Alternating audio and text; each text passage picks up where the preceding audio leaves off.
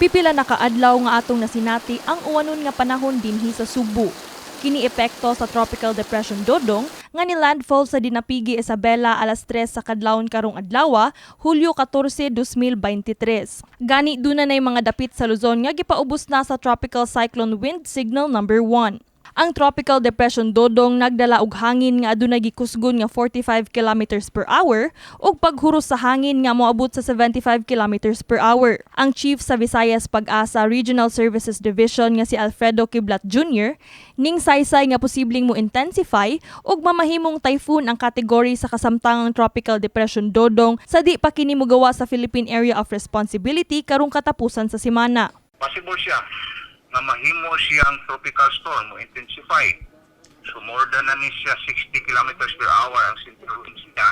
Una siya mugawas sa Philippine Area of Responsibility expected na to Sabado sa gabi or sayong buntag sa Sunday. Giklaro ni Kiblat nga bisan sa amihan ng bahin sa Luzon ang sentro ni ini, makasinati gihapon ang Visayas og light to moderate nga pag-uwan tungod sa habagat kun southwest monsoon.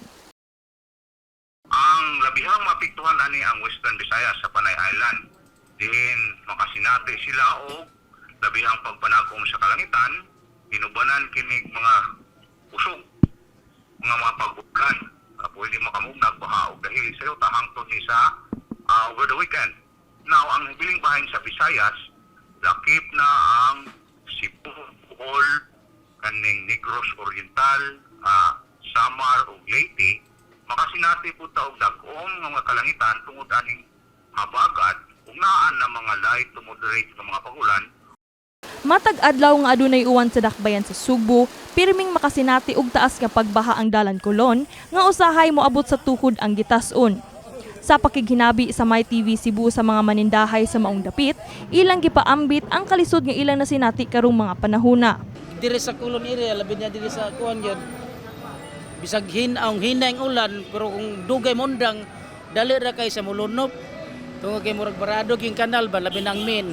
O basa gyud manirami kay taga diri man tubig, taga duhod man. Taga duhod na di gi makakwenda mi kay akan ning agon ay akong tinda akong kuan na maniligid. Birahon nako dito kay moabot bangin tubig sa among tinda. If mag-uwan kay mag-close me kay maabot man dira ang tubig nga mabasa mo mga kuan stock kaya na. Si Mary Ann Manyakap ning hisgot nga ilan ang gireklamo sa barangay ang maong problema, sanglit na apektuhan na gyud ang ilang panginabuhian. Nangkuan nami sa barangay sa kalubihan pero wala pa man gikuan ang sa kalubihan unsa kay ilang kuan about ani mao tong wala pa sila action ba. Uban dili na ba moagi diri kay baha naman. Giawhag sa Pag-asa Visayas ang katawhan nga magbabinantayon sa posibleng pagbaha ug pagdahili sa yuta. Kini si Queenie Holigon alang sa MyTV Cebu.